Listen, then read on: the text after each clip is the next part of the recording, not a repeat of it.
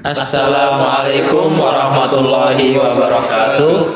Kami dari kelompok 2 mata kuliah Psikologi Perkembangan Anak yang beranggotakan nama saya Muhammad Yamani Gani, Nama saya Muhammad Arya Agustian. Nama saya Wahyu Nur Akmal. Nama saya Muhammad Nafis. Kali ini kami akan menjelaskan tentang fase-fase perkembangan anak.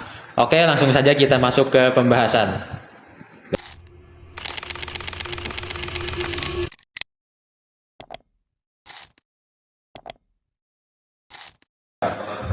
Baik teman-teman, kita masuk ke pembahasan pertama, yaitu pengertian perkembangan anak.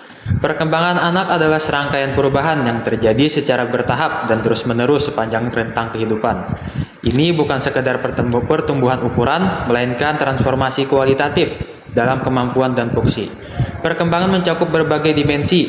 Fisik berkaitan dengan pertumbuhan tubuh dan keterampilan motorik. Kognitif melibatkan pemikiran dan pemecahan masalah. Emosional berpusat pada perasaan, dan sosial mengacu pada interaksi dengan orang lain.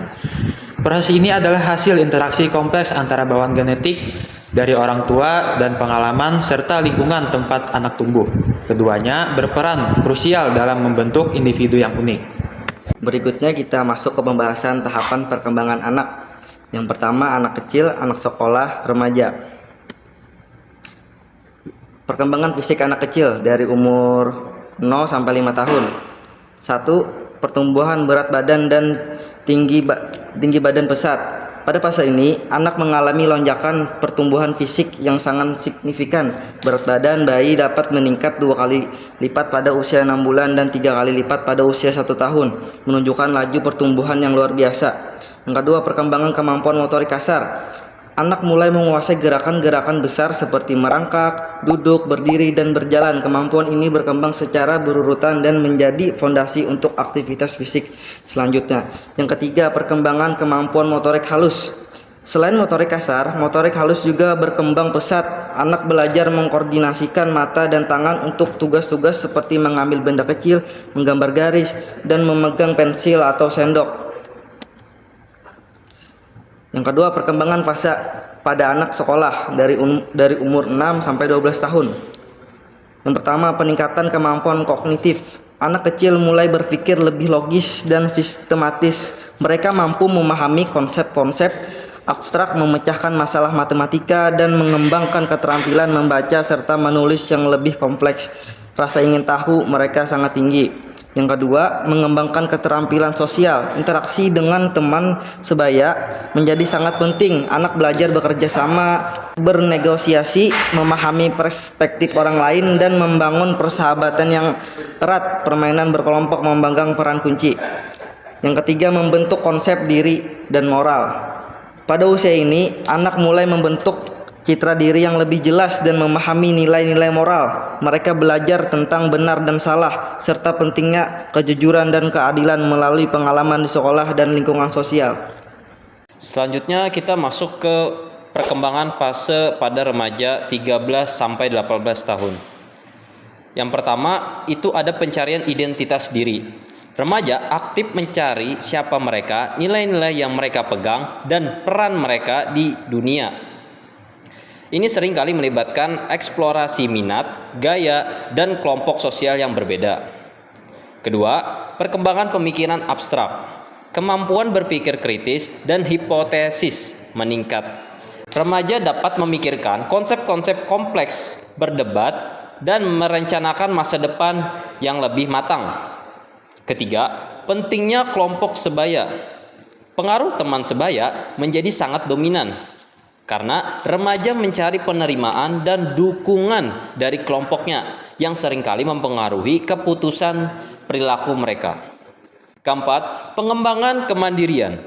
Remaja berusaha untuk lebih mandiri dari orang tuanya, membuat keputusan sendiri, dan mengambil lebih banyak tanggung jawab pribadi.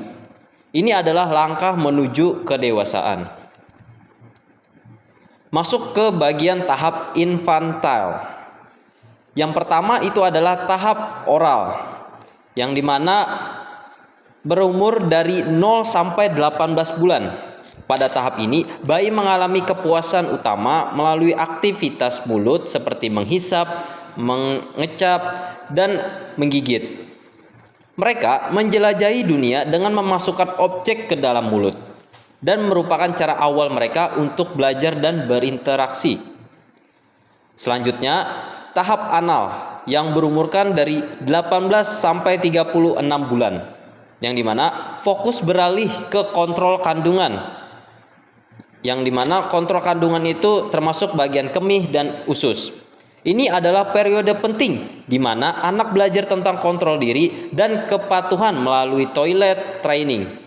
Dan pengalaman positif dan negatif pada tahap ini dapat mempengaruhi kepribadian di kemudian hari. Sebagai contoh, seorang anak berusia 2 tahun yang berhasil menggunakan toilet sendiri setelah beberapa kali percobaan menunjukkan penguasaan tahap anal yang baik. Baik, mari kita lanjut ke tahap laten, di mana ini masuk ke usia 6 tahun sampai 12 tahun. Nah, di sini ada 4 poin. Yang pertama ada perkembangan keterampilan sosial, di mana anak-anak ini belajar bekerja sama dan bersaing secara sehat dengan teman sebaya membentuk persahabatan dan memahami norma sosial. Yang kedua adalah fokus pada pembelajaran kognitif.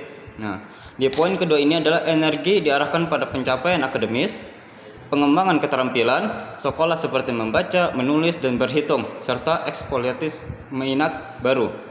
Nah, poin ketiga ada energi psikoseksual tertekan.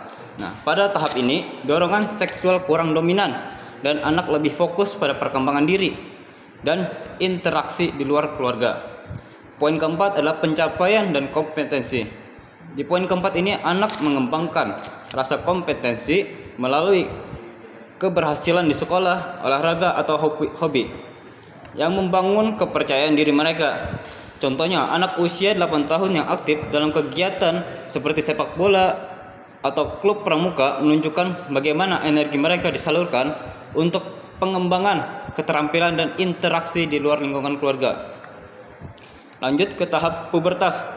Di tahap pubertas ini dimulai dari 10 tahun sampai 14 tahun.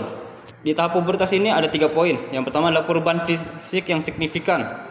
Di poin pertama adalah terjadi percepatan pertumbuhan tinggi dan berat badan serta perkembangan organ reproduksi yang merupakan fondasi kematangan biologis. Yang kedua adalah karakteristik seksual sekunder. Di poin kedua ini adalah perubahan eksternal seperti suara yang memberatkan pada anak laki-laki dan perkembangan payudara pada anak perempuan mulai muncul bersamaan dengan pertumbuhan rambut di area tertentu. Yang poin ketiga adalah pengaruh hormon pada emosi. Fluktuasi hormon dapat menyebabkan perubahan suasana hati yang cepat dan intens, mempengaruhi emosi dan perilaku remaja.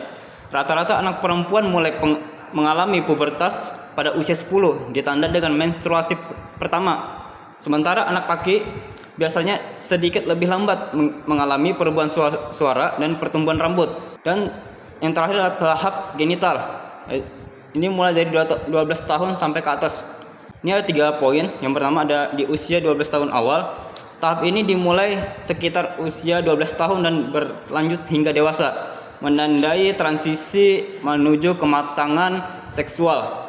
Yang kedua adalah 2 hubungan utama, fokus pada pembentukan hubungan intim yang sehat dan saling memuaskan, termasuk mencari pasangan. Yang ketiga adalah 3 prioritas hidup. Nah, di poin ketiga ini adalah perencanaan karir dan masa depan menjadi aspek penting seiring dengan eksplorasi identitas seksual dan tujuan hidup. Dan pada tahap genital ini, remaja mulai mengarahkan energi seksual mereka ke arah hubungan yang dewasa, berorientasi pada reproduksi. Mereka mengembangkan identitas seksual mereka yang lebih jelas dan mulai mencari pasangan untuk membangun hubungan jangka panjang. Mereka akan fokus. Mereka tidak hanya pada kepuasan pribadi, tetapi juga kesejahteraan orang lain terhadap kontribusi kepada masyarakat, seringkali cermin dalam pilihan karir dan ambisi masa depan. Nah, itu adalah pembahasan dari fase-fase perkembangan anak sampai tahap genital. Itu yang bisa saya sampaikan. Demikian presentasi kami, semoga informasi yang kami sampaikan dapat memberikan wawasan baru dan menjadi inspirasi untuk langkah kalian selanjutnya. Terima kasih dan sampai jumpa. Assalamualaikum warahmatullahi wabarakatuh.